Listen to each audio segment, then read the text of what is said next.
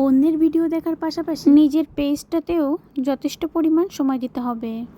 সারাদিন শুধু অন্যের ভিডিও নিয়ে পড়ে থাকলে হবে না, অন্যের ভিডিও দেখতে হবে, গঠনমূলক কমেন্টসও করতে হবে এবং সম্পূর্ণ ভিডিও দেখেই কমেন্টস করতে হবে। এ কথা ঠিক আছে, কিন্তু নিজের ফেসবুক পেজেও তো সময় দিতে হবে।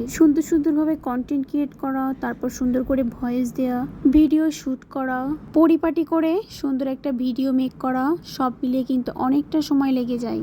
কন্টেন্ট যদি সুন্দর করে পরিপাটি করে মেক করা না যায় তাহলে ভিডিও করেই বা কী হবে। এই জন্য মাথা খাটিয়ে সুন্দর করে ভিডিও তৈরি করতে হবে।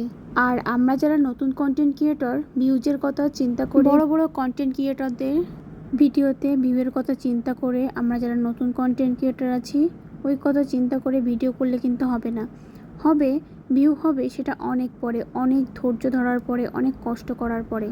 কিন্তু এখন যারা আমরা নতুন পেজ খুলেছি তখন তো ভিডিও করার পর, ভিডিও দেওয়ার পর বেশি ভিউ নাও হতে পারে।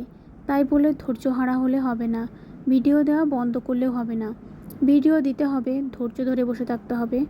আর ভিডিও ভাইরাল করার দায়িত্ব হচ্ছে ফেসবুকের। যাই হোক, এখানে আমি রান্না করছি হচ্ছে আলু কচুমুখি দিয়ে একটা নিরামিষ তরকারি। আজকে হচ্ছে নিরামিষ। আর রান্না করছি হচ্ছে মুগের ডাল, পেঁপে টমেটো দিয়ে মুগের ডাল। আর আমিও কিন্তু একজন নতুন কন্টেন্ট ক্রিয়েটর। আমাদের একে অন্যের পাশে থাকতে হবে আর একে অন্যের ভিডিও দেখতে হবে। নতুনরা নতুনদের ভিডিও দেখতে হবে। কোনো বড় কন্টেন্ট ক্রিয়েটররা আসবে না কিন্তু নতুনদের সাপোর্ট করতে, ভিডিও দেখতে আসবে, কিন্তু খুব একটা কম, ধরতে গেলে নাও আসতে পারে। তাই নিজেদের পেজের কথা চিন্তা করে অন্যের কথায় কান্না দিয়ে আমাদের কিন্তু ভিডিও করতে হবে। যেহেতু আমরা কন্টেন্ট ক্রিয়েটর, যেহেতু নতুন পেজ খুলেছি, এখনও আর্নিং করতে পারিনি, অনেক কথা বলবে, ওই কথা ধৈর্য ধরে বসে থাকতে হবে। বলতে ফেসবুক সম্পর্কে অনেক কিছুই বলে ফেললাম। আর আমার রান্নাবান্নাও প্রায় শেষের দিকে, ধরতে গেলে মাঝ প্রান্তে। আলু কচুমুখি কষিয়ে জল দিয়ে দিয়েছি, লবণ একটু কম ছিল দিয়ে দিয়েছি, আর চিনি দিয়ে দিয়েছি একটু, যেহেতু কচুমুখি একটু ঝাল বেশি দিয়েছি তাই একটু চিনি দেওয়া হয়েছে। আর পেঁপে টমেটো দিয়ে মুগের ডাল আমার রান্না শেষ হয়ে গিয়েছে। আজকে আমি মাত্র 2টা আইটেম রান্না করেছি তা কিন্তু নয়, আর বেগুনও ভাজি করেছিলাম। সব কিছু দেখাতে গেলে তো ভিডিওটা অনেক বড় হয়ে যাবে।